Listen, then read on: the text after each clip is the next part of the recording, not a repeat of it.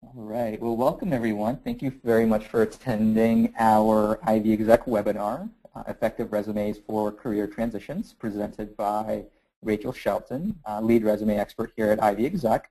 My name is Alex Garan-Perea. Many of you may remember me from some of the past webinars that we've done. I'm the Vice President of Business Development here at Ivy Exec. And before we jump into the webinar and before I introduce Rachel, I just wanted to very quickly go over just a few logistical items. We actually have a record number of attendees for our webinar today. It's close to 840 people. So we have quite a few people, and as a result of that, what we're doing is muting everyone on the call just to make sure that the sound quality remains very strong and we're able to deliver all the content that we want to share with you during the 1-hour time block.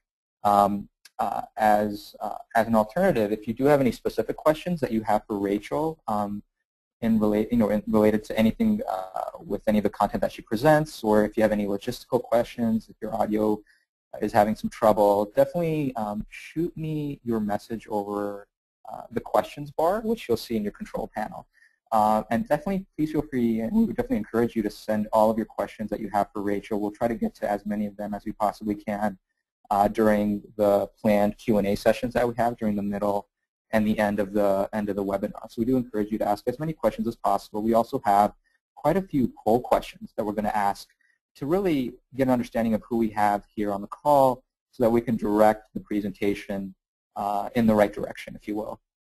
So with that, I'll actually very quickly introduce Rachel. Rachel Shelton is the lead resume expert here at Ivy Exec, a nationally certified resume writer. Rachel received her MBA from the Wharton School with a concentration in finance. And Rachel's former experiences include working in human resource consulting, broadcast journalism, as well as holding the position of Assistant Director of Admissions at Cornell's Johnson School. And as lead expert here at Ivy Exec, Rachel plays a critical role in assisting Ivy Exec members who are looking to optimize their resume and really take it to that next level.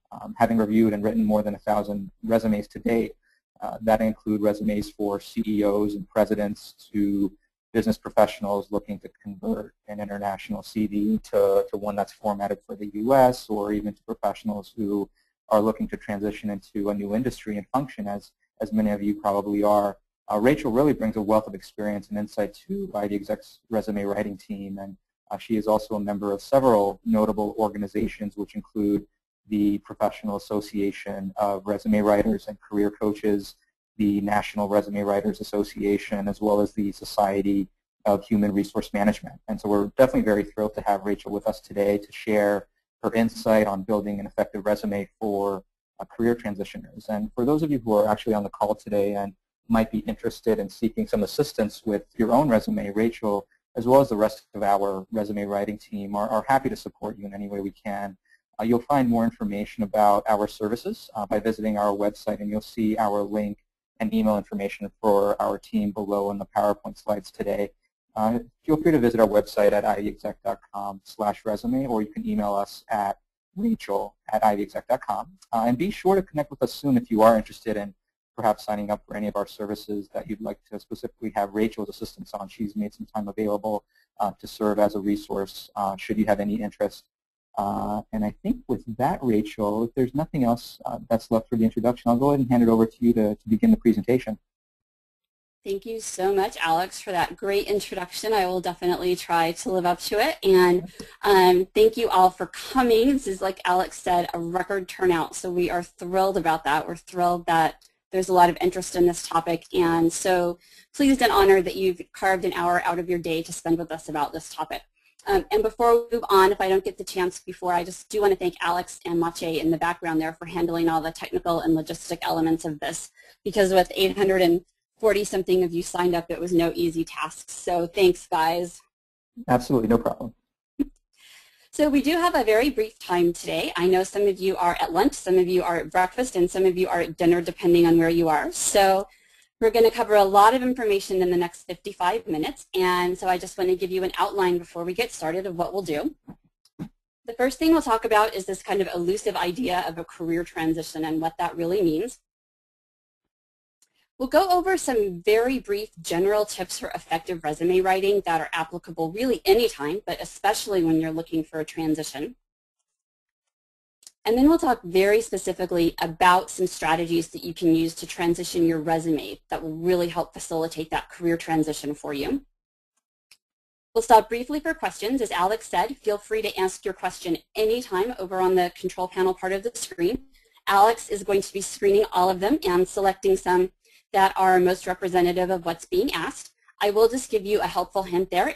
You'll have a greater likelihood of your question being picked if you can keep it kind of general. It's going to be very difficult for us to answer questions that are really specific about you or about your resume. But if you can take that up a level and keep it more general, we'll have a much easier time answering that.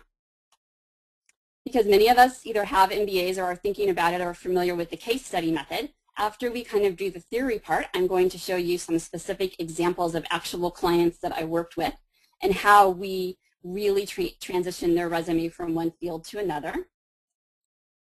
Alex will tell you if all of this is feeling like a little overwhelming. Alex will tell you how you can get more help from IB Exec in this area. And then finally, we'll end off with some more questions. So with that, let's get started. So as Alex mentioned, with so many people on the call, we had to mute everyone, which keeps it from being as interactive as we would like normally. But with so many people, we just can't have everyone live. So we want to start off with a quick poll to see where you are joining us from today. We know from the work we have done that we have a lot of clients in North America, but we also get a lot of clients from Europe and South America. And that's one of the reasons we changed the time, was to allow people in different time zones and later time zones not to stay up until the middle of the night to listen to the webinar, because we know there are a lot of you IB Exec clients out there outside the US. So that's our first poll question. If you can just tell us where you're from today, so we know where our listeners are. Great, and I just launched the poll, Rachel, and so you may not be able to see it, but for those who are on the call, you should be able to see the quick poll. So where are you joining us from today? And you can select one of the following regions that we provided. It's ironic. Everyone but the presenter, I think, can see the poll results. So Alex is my eyes and ears on this one. Thank you, Alex. Yep, no worries, no worries. And it looks like just about everyone has responded. A couple other folks are just excellent finishing up. And I'll go ahead and share the results for everyone. Our method of keeping you all awake, so. Exactly. We want to keep you guys active and engaged. And it turns out, Rachel, we have almost nearly everyone from North America. 90% of our attendees are in North America, and another 7% in Europe, and then a few people from the Middle East, Africa region, Asia region. Oh, excellent. No, I think that's a really great cross-section. And I know we've still got a few people probably to join us, so I think that's great that we've got people from outside the U.S., so welcome. So your work isn't over yet. We have another poll for you. Our other ulterior motive is to keep me from having to talk for an hour, which the thought of that bored even me. So obviously you all have some sort of interest in a career transition, so our next poll is just to find out where you are in that process. Is something that's in the back of your mind that you're still thinking about, something you've made a commitment to and you're just really looking forward to it, or maybe number 3, something that was brought on you by external circumstances that you have to do that maybe wasn't your choice. So Alex, whenever you're ready. Yep, great. I actually went ahead and launched the poll question, and so people are already submitting their responses. I'll give you guys a few more seconds for those of you who have not yet submitted your response. And please do answer, because this really helps us determine kind of the content and the focus. So great, excellent. I'll go ahead and show the results to everyone. And we have a good mix, Rachel, actually, about a third. 27% about 27% are still thinking about it. 39% are definitely doing it and are happy about it, and another third, 33% or so, are doing it because they find themselves in that situation. That is really interesting. Thank you all for those honest responses. That's really compelling and really helpful.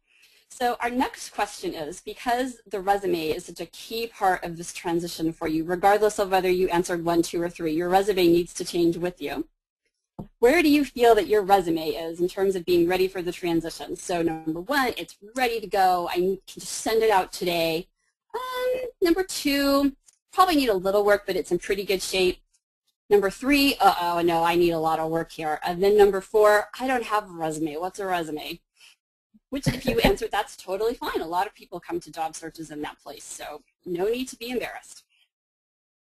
Great, great. A few more people are chiming in. Just give them a couple Excellent. more seconds here. Yeah, thank you all for responding to these. We have a few more before we give up, before we end the webinar, so you have to keep awake the whole hour.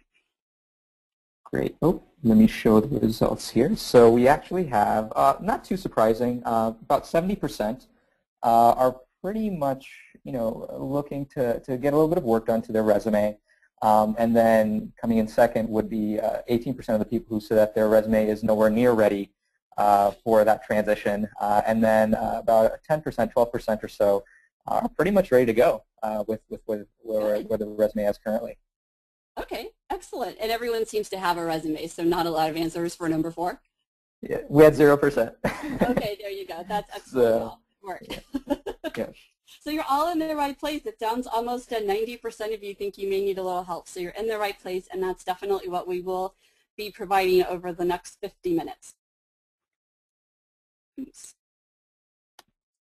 So I wanted to kind of start off with just talking about this whole idea of a career transition, because sometimes you'll read statistics about, you'll change careers X number of times in your life, or this is a career change, but this isn't. So being the MBA that I am, I went looking for data behind this. And not surprisingly, I didn't really find a lot of data.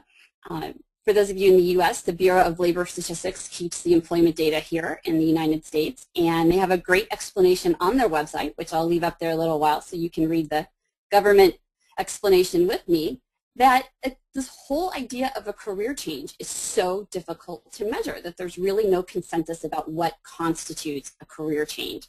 So until some economist can come up with a definition of what a career change is, you really can't measure it. So what that means is the definition is really going to feel very personal to you. And you're probably all here because you do feel that whatever is going on in your life and your career right now fits that definition. So basically, if it feels like a change for you, it probably is. And the change is very real for a lot of people right now. Unemployment in the U.S. anyway is doing better than it has, but it's still almost 9%. And that's people, who are still looking for work. That's not people who have dropped out. So that unemployment situation that's been going on has really encouraged a lot of people to think creatively about their careers. And as we learned in the poll, about a third of you on the call today are having to think creatively because that decision was made for you. So there are really a lot of places that you come to this change from. But the bottom line remains that for whatever reason, you need to make a change. And as we said, about 39–40% of you are making this change because you've made the decision. And again, about a third of you, that decision was made for you and it was involuntary. But either way, you can achieve a great result. And I think the process by which you came to the change means a lot less than what you achieve out of the change. So again, talking about a change, like we said, if it feels like a change to you, it probably is. And there's a full spectrum of what that change can be. And I just want to go over some examples so you kind of level set about what a change can mean in your own career.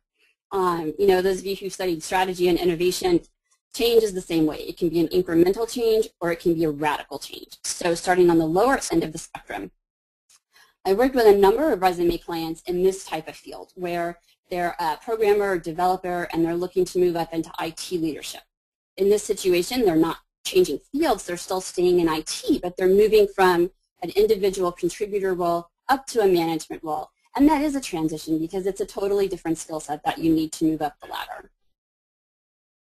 Another thing you might do is make a lateral move within an organization. So even though you are not changing companies, you're changing functional areas and roles. And that's a transition too because, again, that's a very different skill set. This is a real one I just read about the other day. A certain talk show host who will remain nameless started off as a high school teacher. That's a pretty big transition.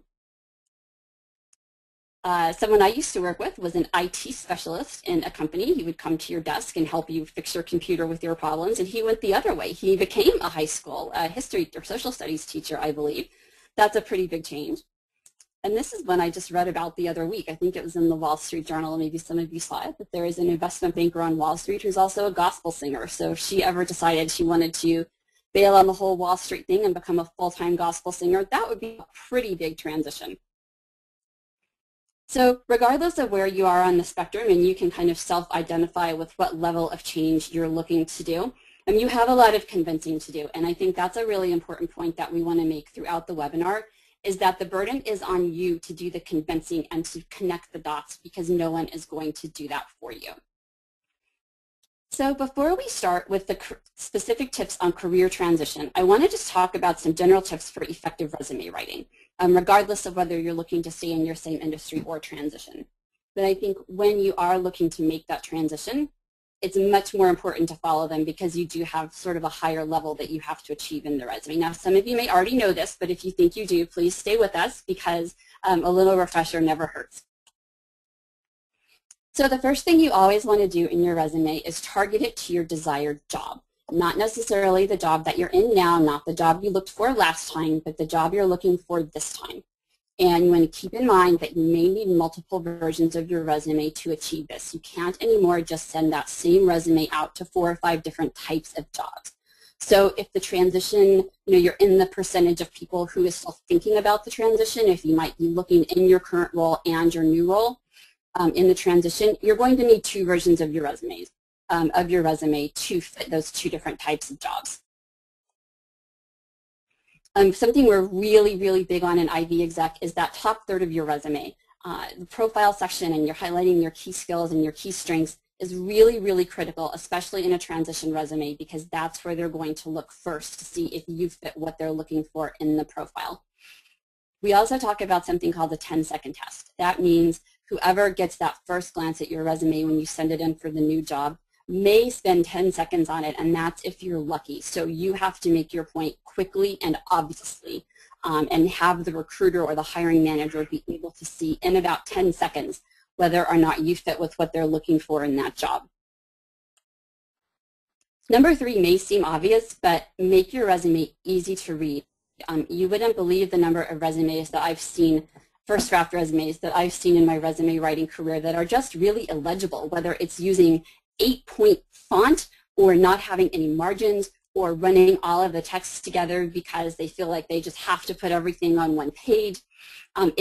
If they can't read your resume, they won't. So make sure that you're using a format that's very legible and easy for the person to read, because again, if they can't figure it out, they won't do it. That's not the recruiter's or the hiring manager's job to figure out your resume. It's your job to put it in language and a format that they will understand and be able to read.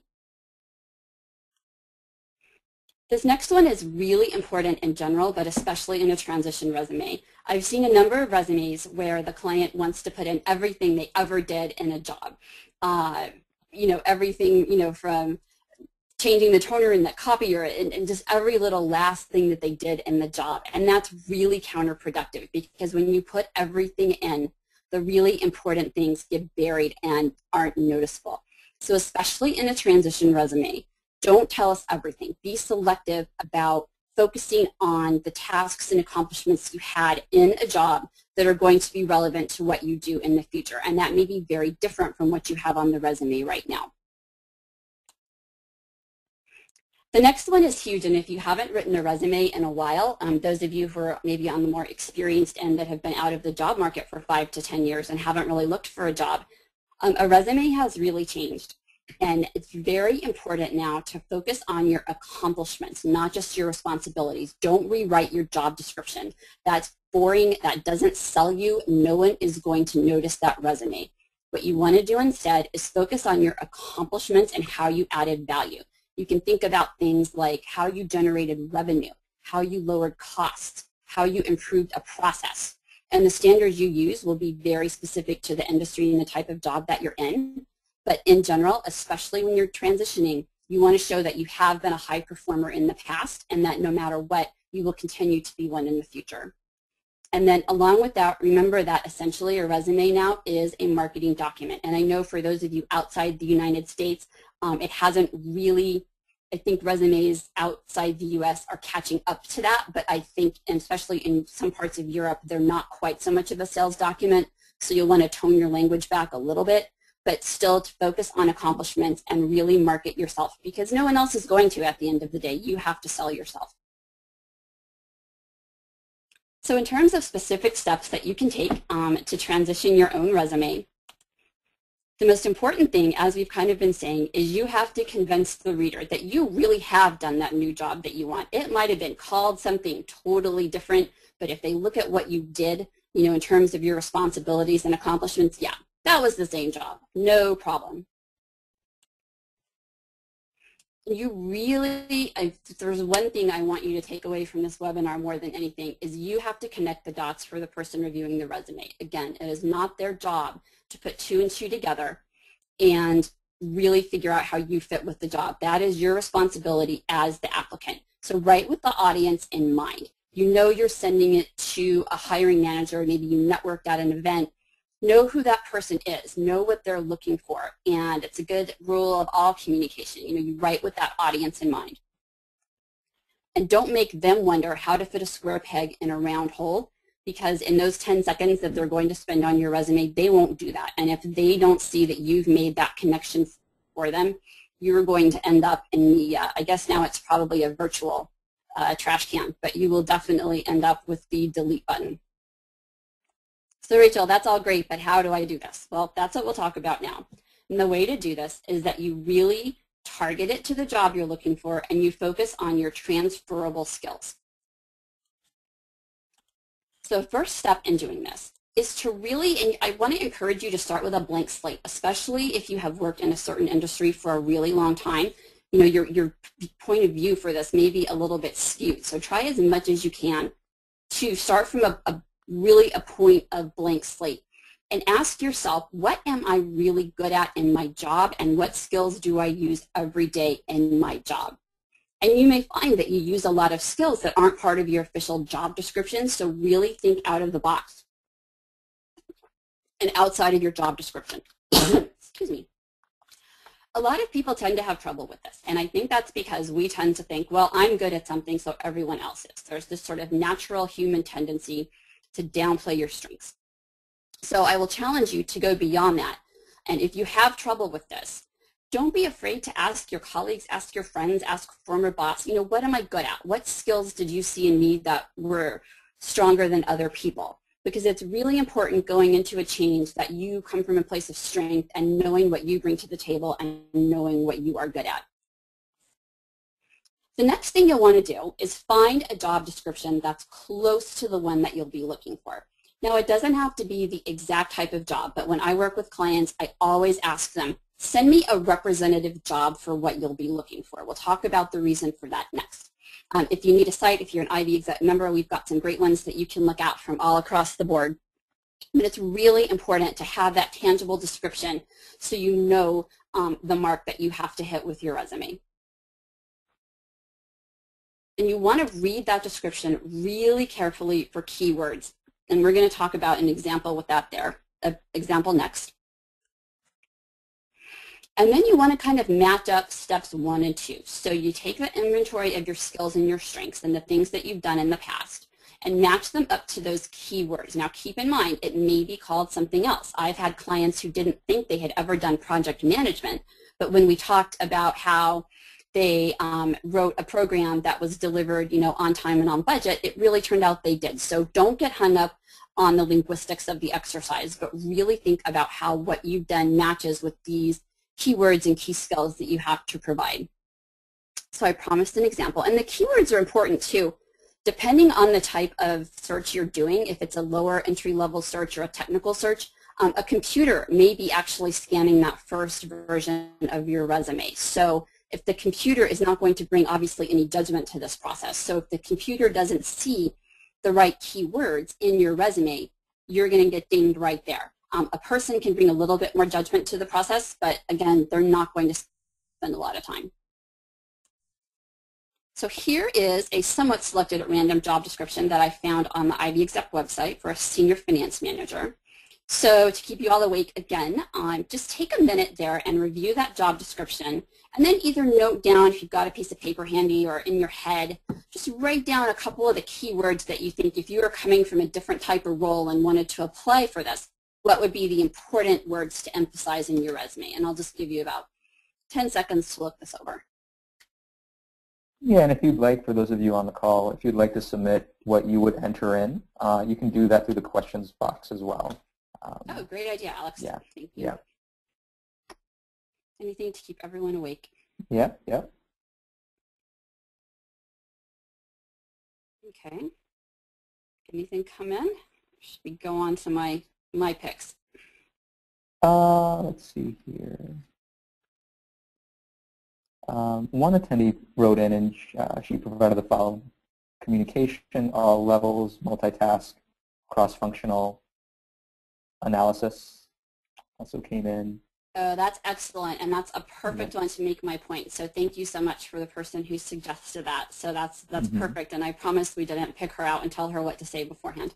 We did not, I promise. We did not, right, Alex? Yeah, quite a few additional ones, but a couple that came in, a few people chimed in: quantitative, and analytical abilities, interpersonal skills. Those were some common ones that came in. Excellent. No, that is perfect. I think you all did really well on this, because when I looked through this, that's exactly what I zeroed in on. And the point that I want to make here, that especially the first person who responded picked up on, which I think is fabulous, is if you look at this job, at first glance you would think this job is very technical because it's a finance manager. They want finance, you see finance, economics, accounting, MBA, Hyperion, quantitative skills. You see a lot of that throughout the job description, and I think it's easy to focus on that and miss the other stuff. So I'm so pleased that you all picked up on the things like interpersonal skills, communication skills, dealing across the organization, high pressure environment, multitasking, cross-functional. So don't, especially when you're looking maybe to make that jump into the managerial level, as this job is, this is a finance manager job, don't overlook those skills that might seem a little bit softer to you, and just focus on your technical skills, because those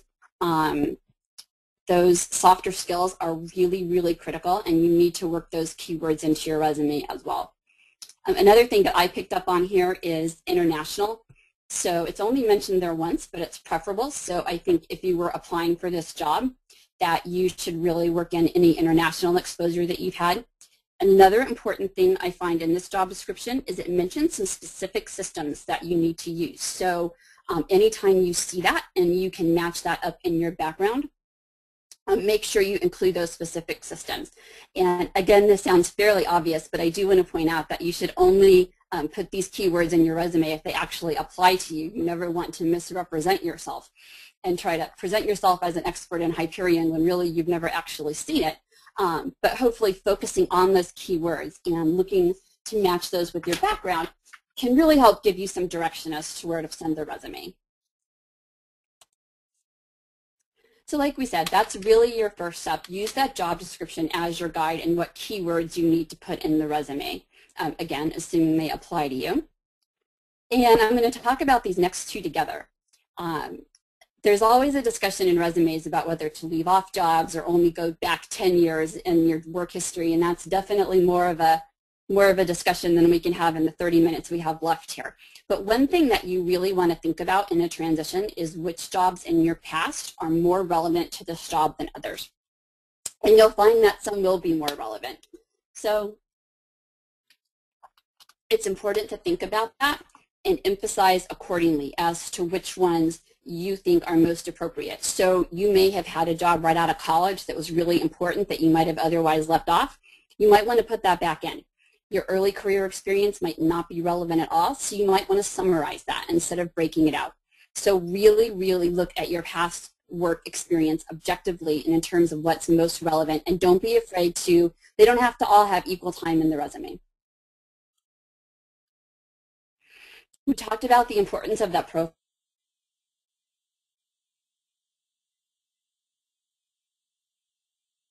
So the hiring manager or the computer who's ever screening it doesn't have to connect those dots. This one is really, really important if you're coming from a technical field and looking to get out of it. Your resume may have a lot of technical language, and this could be in finance, it could be in IT, it could be in science. There may be a lot of technical languages and acronyms that won't be relevant for the new role. So you want to make sure that you go through and scrub all that out, because leaving that in really is going to confuse the reader. It's going to make you look like an expert in this other field, which you may be, but that may not be relevant going forward. So really make sure that the language that you are using in your new resume is relevant for the job. And don't be afraid to take that out. I know sometimes with my technical clients, they get so attached, like that's their identity, that they have this technical expertise that they don't want to let go of. But that's okay. If that's not going to get you that next job that you want, let it go. And we'll talk about a really good example of this later. And then you may find other work experience in your background or other experiences that you hadn't thought were important before, but it turns out they really are. So you may have, within a specific job, you may have had responsibilities that you didn't mention before. So let's say you were looking at that last job, at the finance manager job, and you had really had a lot of team leadership, even though your job wasn't a manager, that you had managed projects, you had led teams. You know, you'll really want to bring that out maybe in your next resume, even though you hadn't done it in the past. You may have volunteer work. So if one of the examples I gave earlier, if you're looking to go into teaching, well, maybe you didn't have a job as a teacher, but maybe you worked at an after-school program as a volunteer, or maybe in your current role, you do a lot of mentoring of younger employees or training of employees or running training sessions. So that might not have mattered for your current job, but that might matter going in the future.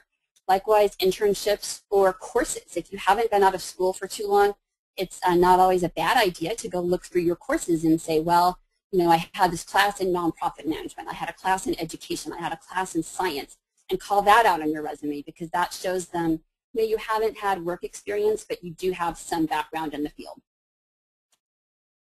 And then finally, a lot of you probably got interested in the transition because you know someone in that field, and they kind of sparked your interest in that new field. So if you can impose 15 minutes on someone's time, ask a contact in the industry to look it over for you and make sure that you've got the keywords in there, and make sure there's no, you know, you've gotten out all the acronyms, gotten out your technical abilities, anything like that. So that's kind of icing on the cake if you can find a friend in the industry who is willing to give you 15 minutes and buy them coffee one day at Starbucks.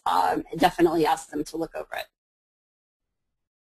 Okay, so that's kind of the theory part of the presentation, but don't go away yet, because there's lots of good stuff to come. Alex, I think this might be a good time to stop and take a couple questions. What do you think? Perfect, perfect. And they're definitely coming in. Excellent, you're awake. In flurries, that's for sure. But what I'm going to try to do is to try to consolidate as many as I can and to try to fit them into maybe one or two questions. And then we definitely want to encourage you to continue asking these questions, because then what we'll do is at the end we'll also have another Q&A session. So please, you know, certainly stay tuned for that as well. But a couple of questions that came in, which I thought might be applicable for several individuals who are on the call, is oftentimes they're looking to transition into a career where they don't have a specific job title. A couple of the individuals asked, well, you know what, I don't have any titles, any experience in regulatory affairs. Is that going to hinder me when I'm, you know, actually interested in pursuing that career, and more specifically in looking at, looking at a resume from the perspective of a headhunter, or if a position is made available on a job board? Is that a challenge? What can they do in a situation where, let's just say, they have experience in research and development, but the resume evaluators are looking specifically for regulatory affairs experience, as an example? Is there any suggestions that you would have, Rachel, that might help individuals who might be in that sort of situation? Sure. I think there are some fields that it's hard to transition into because you may need a sort of certification, or it's very technical, and you can't just say, I've been a marketing executive and now I want to go be a doctor. You know, there are certain fields where the resume isn't just going to do it, you know, where you need actual training and actual certifications and actual testing, maybe even sometimes, to get to. And that's probably a topic for a career counseling call, not for a resume writing call. But if it is a transition that you think you can make without additional training and without additional skills, just really, you know, look in your background and see, well, I never had a job that was called regulatory affairs, but did I ever have a job where I interacted with a government agency? Did I ever have a job where I was responsible for making sure that certain standards were met, you know, from a regulatory body or from elsewhere? And really, think creatively about what you did. And like I said before, don't be constrained by a title or a job description, because a lot of what you do won't be captured in there. But really try to think creatively about what you did. And even if your background just touches a little piece of it, really emphasize that. Great, great, excellent. And then another question that we have that I think might also be applicable for a lot of individuals on the call is they're looking to switch from working in an international environment outside of the U.S. to working domestically within the United States. Do you have any specific strategies, tips, tactics that can be used for the resume that can help with that transition for someone internationally looking to come into the U.S.? Definitely, and I think, Alex, that might be the topic for our next webinar coming up, Yes, right? exactly. It is. It is. So it's its own topic for sure. Yeah. Well selected there, Alex. Good work. Yeah. Resumes in the U.S. and Europe, I see them converging a little bit, but they are very different in the U.S. In the U.S., we do not put any personal information on the resume. We don't put the gender, the marital status, the number of children, anything like that does not go on your resume. We do not use CVs in the United States. I know in Europe, a resume can loosely be called a CV, but in the United States, a quote-unquote CV is used in academia and medicine and research fields. Everyone else uses a resume. And the resume in the U.S. is much more accomplishments-oriented and much more marketing-oriented. I think in Europe, for the most part, although it is, like I said, converging, resumes are still a little bit more understated. And I know when I work with clients from outside the United States, it's sometimes a challenge to show them, you know, you need to step up the marketing on this resume. So take off the personal information, and because we don't use that here, and really, really focus on your accomplishments and look at it as more of a marketing document than you may at home. Great, excellent. And I think maybe we could do one more question, Rachel, and I think this is an interesting one, and that is, in terms of how one can organize their work experience, certainly the people on the call here are looking to transition into a career that maybe they have some experience in. Perhaps that experience that was applicable took place a long, long time ago. What can they do in terms of structuring the work experience? Should they go ahead and opt to have the most relevant experience be at the top? We mentioned the first third of the resume being the most important. Or do they have it still be in a chronological order? I think that's a really good question. I almost always recommend a chronological resume format because, well, for two reasons. It's much easier to read. So the recruiter, as I said, they're not going to put those dots together for you. That is your job. So having a well-organized chronological work history is the best way to lay out your experience for them so that they understand. Anything other than a chronological work history is kind of hard to decipher and can also make them wonder if you have gaps in your employment history, which is a huge red flag that you want to avoid. I have occasionally with clients, if they have experience in two distinct areas, separated it. So experience in, say, education or experience in IT. I have done that on occasion, although it's the exception rather than the rule. What I prefer to do is leave the resume chronologically and then up in that profile and keyword section, emphasize the relevant experience that you have in that field right up top so that they know to look for it further in the work history. But I almost always recommend a chronological approach. Great, excellent, excellent, wonderful. And I'll hold on to some of the other questions that we have, and hopefully we can get to those near the end of the presentation. Okay, so let's move on to the case study portion of our presentation here. I know for me it's great to hear the theory, but it's always really helpful to see how this has worked in reality for people. So I have 4 actual clients that I have actually worked with. I have changed the names, of course, and some relevant details to protect the guilty or innocent, but these are all real people that I worked with and real changes that they were looking to go through. So our first case study is Heidi. Heidi was very experienced in the insurance industry. She was fairly senior, very well respected, had a huge track record of accomplishments in the insurance industry, which Heidi had worked in for about 10 years. But she was at that place where she was considering what was next going forward, and she wanted to transition into a leadership role in a nonprofit organization. She wasn't quite sure what that would look like, maybe development, maybe alumni affairs at a university, maybe leading one, being the CEO, but she knew that she wanted to do that nonprofit experience. And our challenge with Heidi is that she had spent her career in that one industry. She hadn't done anything else, which was great when she was looking to move into another role in insurance because she was a noted expert. She had a ton of accomplishments. Her background was very technical. So when we wrote her insurance resume, it was really, really easy because she was just capitalizing on what we could easily see she was good at. But when it came to her transition, we had a number of challenges that the nonprofit wasn't necessarily going to care that she knew everything about underwriting or reinsurance. So here's what we did with Heidi. First, and this is, we talked about this before, but she had a lot of technical terms in her resume about the insurance industry. So we took all of that out because the development job, unless it's a insurance-related nonprofit, isn't going to care about that. So her expertise really wasn't helping her in this case because it didn't matter to the nonprofit that she was an insurance expert. What mattered was what she could bring to the table that was relevant for them. And that was, it turned out that in her insurance experience, she had a lot of revenue generation background. She was bringing in new clients, bringing in new business. And so we really played that up because that's basically the same as development. You ask people for money. And she also had a lot of really strong client management skills.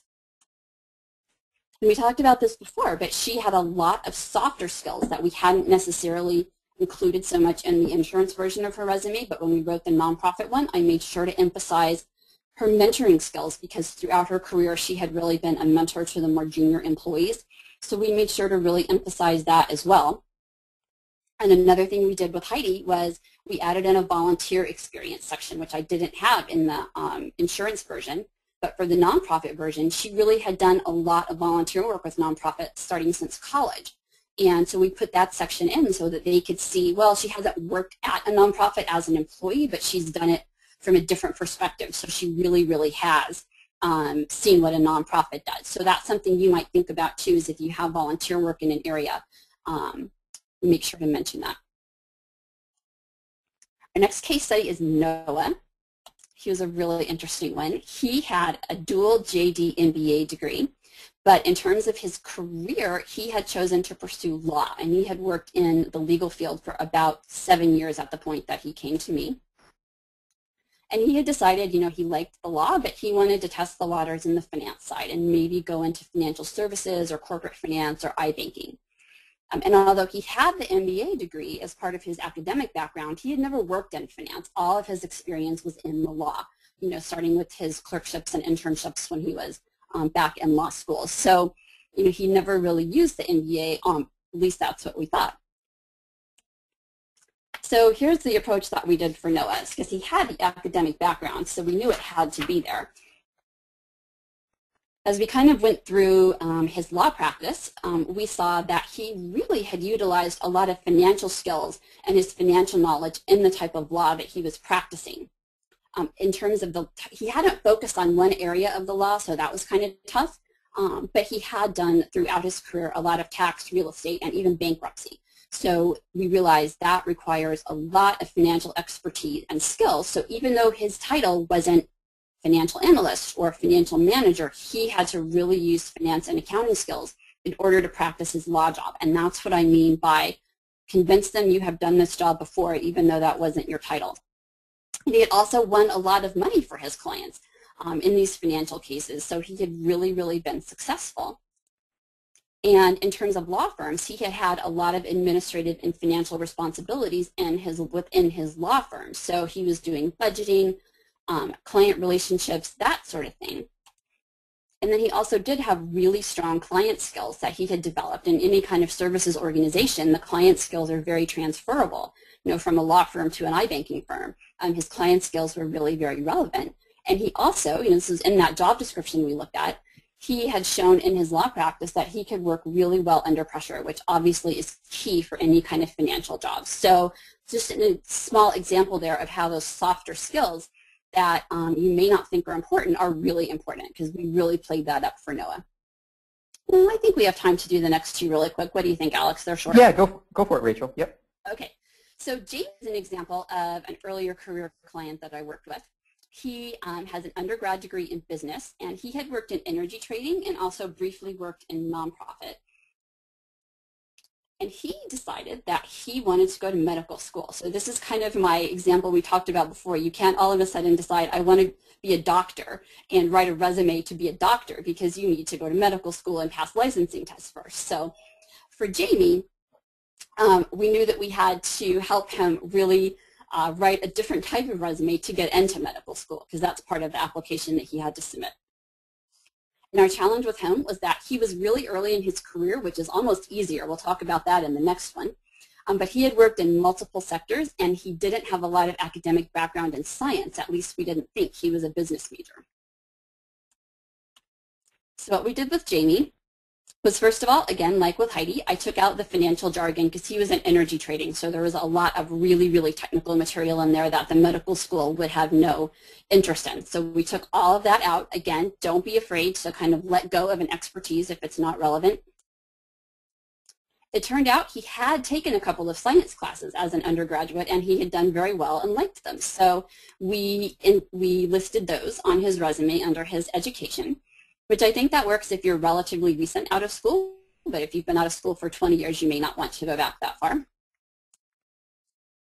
We also realized that in his trading work, it was a lot of analytical and decision-making skills under pressure, which is a lot like what a doctor does. You know, you think about, you have limited information that you have to quickly make a diagnosis and develop a treatment plan, especially because he wanted to go into emergency medicine. So that was very, very relevant. So we really emphasized his ability to kind of take limited data and make good decisions and act on them and get good results from them. And another example of volunteer work being relevant. Although he hadn't worked in medicine, he had done volunteer work with local hospitals and his local EMS. So that's something, if he were going into energy trading again, we might not have put in. But because he was looking to go into medicine, we definitely added that volunteer section, as we did with Heidi. And then our final case study, I say this for last because I think this is one of the most interesting clients I ever worked with. This is Isaac. Isaac was very early in his career. He was just getting out of graduate school, and he had worked as a poker coach and ran an online gaming instruction site. He didn't run an online poker site. It was a site where you could go to learn how to play poker. And he was recently out of school. He was a math major.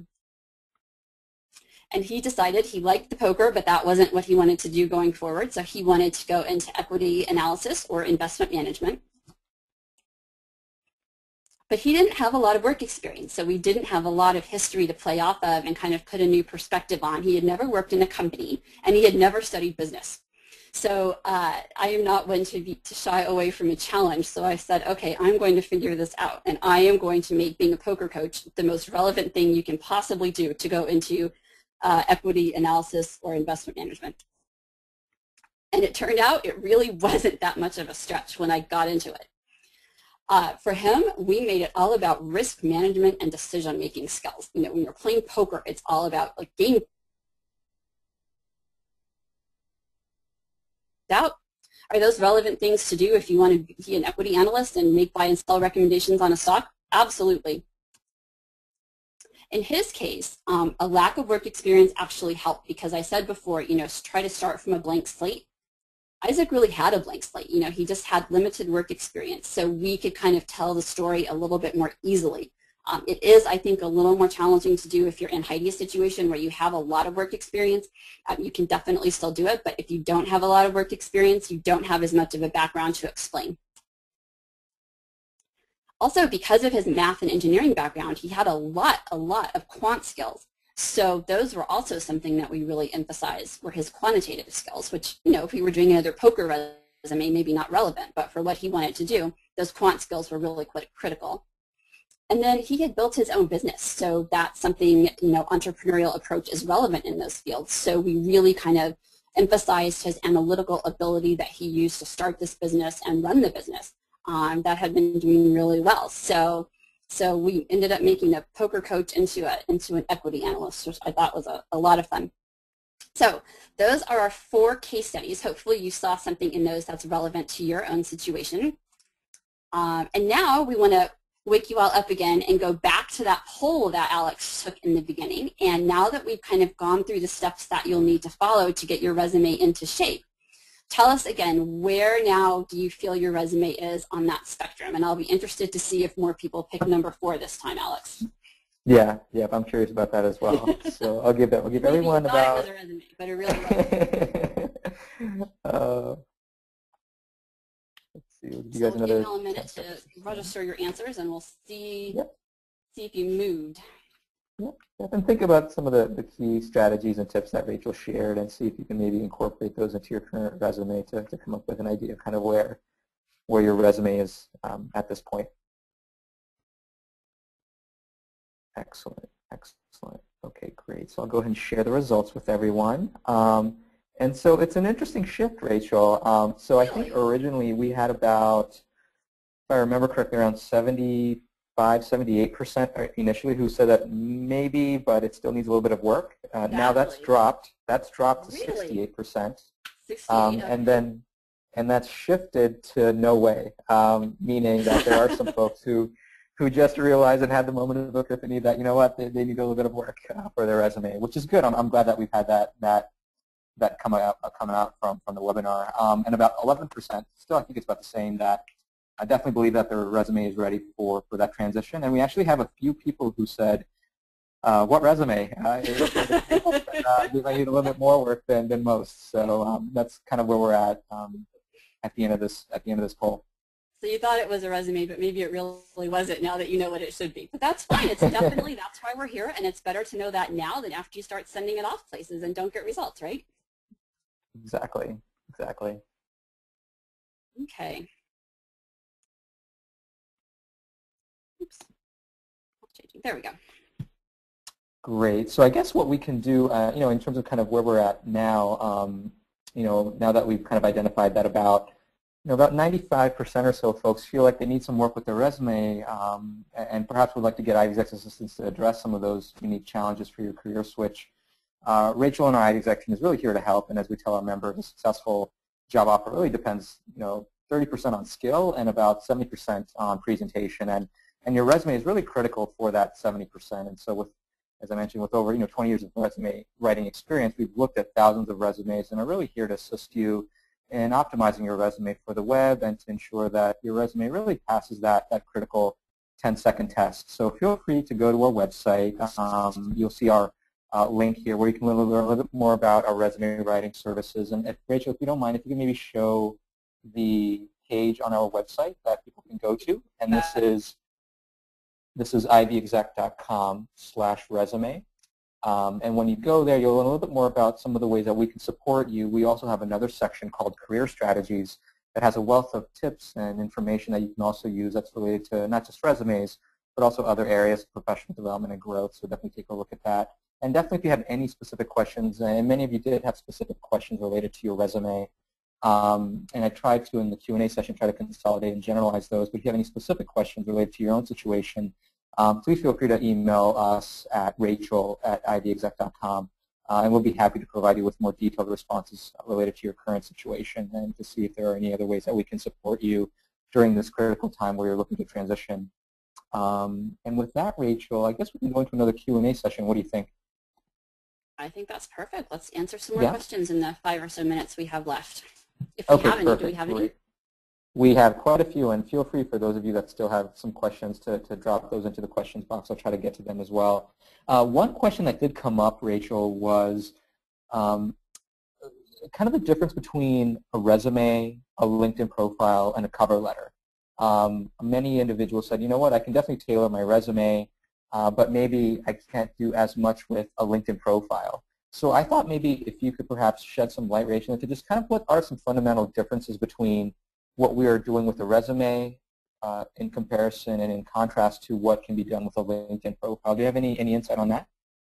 Yeah, that's a really good question, and I think it does point out that they all need to work together, because that's the LinkedIn profile, right? That's one of the first places that your new potential employer is going to check you out to make sure that everything you said on your resume really is true and really consistent. So they're definitely going to look at it. I think the LinkedIn profile, the place where you can kind of differentiate yourself the best, I think, is in the headline and your description of your experience. So the little short kind of brief descriptions that pop up if someone mouses over your name. So make sure those are, a little more general in nature. Don't just put, you have to describe your expertise. Don't just re-put don't just put your job title. I see a lot of people do that, and that doesn't make any sense. So, make sure that that even little section is marketing you the way that you want to be. I'm not a big fan in LinkedIn profiles of just rewriting your resume and pasting it in, because I think the LinkedIn profile needs to be shorter and more to the point. But again, it shouldn't totally differ from your resume, because they are going to check that out. Now, the cover letter, again, that's a call for another day as to whether people actually read cover letters, but I think you're smart to be planning it. The cover letter, I think, for a transition is really important, because that's where you can really go into depth about how you have done the key skills. Your resume can give examples, your resume can give high level, but in the cover letter, you can go into depth about 2 or 3 areas that you really do have that experience in. So when I wrote Heidi's cover letter, for example, one of the things that I wrote about was her long-term commitment to nonprofit organizations, that she had worked in them. And yeah, it comes out in her resume as a list, but in her cover letter, I could really go into depth and detail about her commitment that she'd had for various nonprofits for 10 years. So I think they're all kind of different pieces of the puzzle, but they all have to be in the same puzzle, if that makes sense. Got it. Great. Excellent. Excellent. And then another question that was very interesting was, well, a few individuals mentioned this, that they have a lot of work experience. One person mentioned that they're 55 now. They've been in somewhat of the same industry for their professional work experience, and are now looking to transition into something else. They almost feel like their level and depth of experience for so long might actually cause a red flag, or might scare potential employers. Should they, in their situation, hold back on providing all of their work experience and maybe just focus on the most recent? Do you have any insight into that, Rachel? Yeah, again, that's a big debate, and I'm not a fan of leaving things off the resume, because anything that points to a gap in your work history is a huge, huge red flag.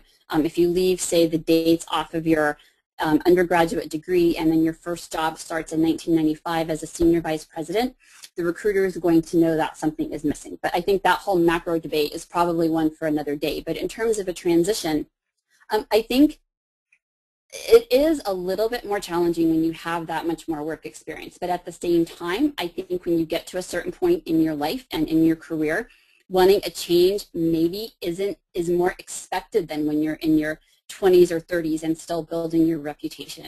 I don't think it's uncommon for someone who's getting into their 50s and even 60s to say, I've done this, but I'm tired of it. Let me do something else until I'm ready to retire to Florida or wherever. So I think in your case, it's probably going to be less unexpected, but I think you do have a bigger hurdle to meet in terms of repositioning your background, especially if you have noted expertise in a field and you've moved up and you were really senior, to really show them how that benefits the new job. But again, that burden is on you, and just really inventory your skills, inventory things that you maybe didn't think were important in your other jobs that might be relevant to the new job. It's a lot more work experience to go through, so it's a harder process, but you could definitely still do it. Got it. Great. Excellent. Excellent. And then a few other questions came about were in regards to multiple company changes. What if you've had a few changes in the companies that you worked for over the past few years?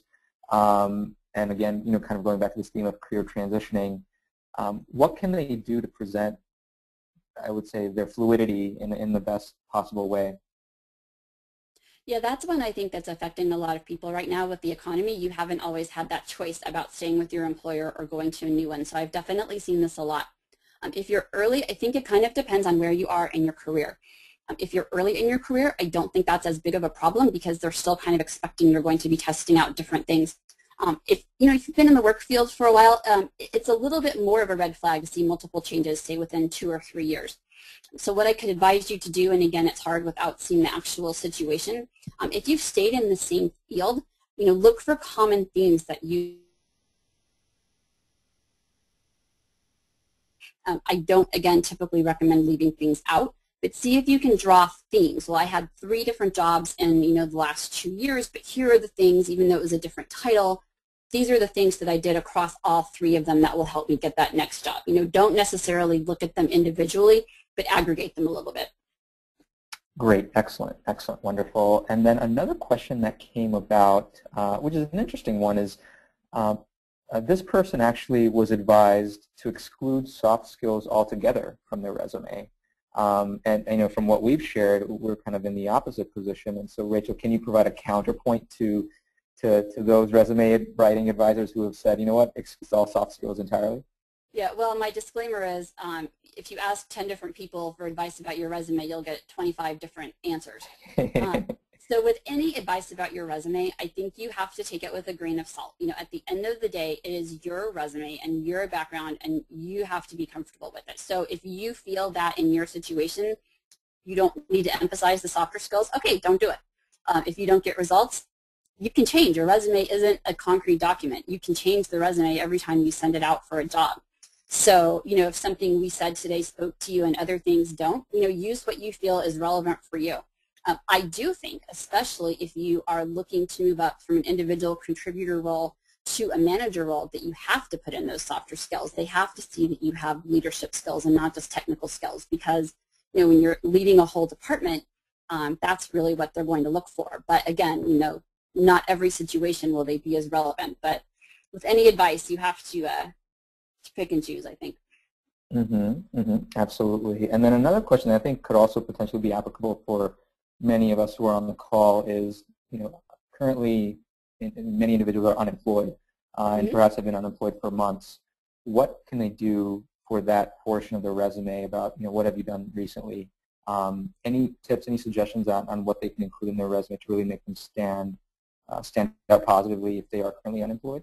Definitely. I think the key when you have been out of work for a period of time, a few months I wouldn't worry about, but anything longer than that, is to show that you've been doing something valuable, whether it is volunteer work, whether it's taking some classes. You know, show that you're not just sitting home watching daytime television all day, and that you're really using this period of unemployment to learn something, to further something, especially if you want to do a career change. You know, take a class at night or take a class somewhere, just to show that, you know, you're interested in this and you're taking a concrete step toward it, and you're using that period of unemployment to get yourself to that next place, that you're not just doing nothing. Because I think the kiss of death is to show I was unemployed and during that time I did nothing, except of course look for a job, which is a full-time job, but that's not something you can necessarily sell yourself in a resume. Well, what have you been doing for the last year? Well, I was looking for a job. Do something, even if it's your life's dream to travel the world. Do that and emphasize what you learned. If you want to, I had a client once that I think he was unemployed and he wanted to read all these great books that he had never read. So he read like 100 books. So use the time productively. Don't just, so you can go into the interview and say, well, I haven't had a job, but I've done X, Y, and Z that's relevant to what I want to do next. Great, excellent. That's certainly very helpful. And I think maybe we can close it off with this one final question, Rachel. And thank you so much for those of you that have provided so many questions. And I certainly encourage you to email us at rachel@exec.com if you do have any specific questions that you'd like for us to address that we didn't get to. But for this one final question, Rachel, this individual said that, you know what, do you have any specific tips and for those individuals who have for the long term been in corporate America with different companies inside, you know, Fortune 100s, Fortune 500s, et cetera, and are now looking to perhaps get out of that corporate environment into something else? How can they address the risk of being seen as someone who's only successful in a corporate environment? Yeah, these are great questions, by the way, everyone. These are wonderful. Thank you so much. In that situation, if you're not looking to stay in that corporate environment, again, really look at your background. So maybe, you know, I had it just in my own background. I once worked for a huge multinational conglomerate, but my small division of it was very entrepreneurial and kind of disconnected. So I guess I would say look for ways within, for micro ways within your overall employer that you've shown that you can be successful in other types of cultures. And also, you know, if you have done some volunteer work, some nonprofit work, anything like that, that can show you can work in other environments as well, that I think that's relevant. But really look to your background, and again, blank slate, look at it objectively and say, well, I work for this huge international conglomerate, but within my job, you know, I have shown my entrepreneurial and my startup skills. I can work in a small environment because I have done these 3 projects. And again, that's where it may be helpful for you to ask someone, discreetly, of course, because you're writing a resume and probably looking for a job. Ask someone. If it's hard for you, ask someone. I've had a lot of clients do that, and it works really well, but discreetly. Great, great, excellent. I think that's a wonderful kind of point to put an end to our webinar today. I just want to again thank everyone for attending, whether it's during lunch or if you're having your breakfast or looking to end your day in the evening. We really appreciate everyone who attended the call and really made this a really engaging webinar. And we definitely look forward to seeing our next one. As Rachel mentioned, we will have a few more coming up on related to other topics related to resumes in the future as well. And as I mentioned, many of you had a lot of questions that came in, and we encourage you to visit our website to learn a little bit more about our services. You can go to heidisexec.com/resume or email us directly at rachel@heidisexec.com if you have any outstanding questions as a follow-up to the webinar. And I think with that, Rachel, I also want to thank you for taking out the time to be with us today as well. No, it was a pleasure. I hope everyone enjoyed it and got something out of it. And again, thanks to you and the Mache there in the background for making it happen. Great, great. Well, thank you so much, everyone, for attending. We look forward to seeing you at our next webinar.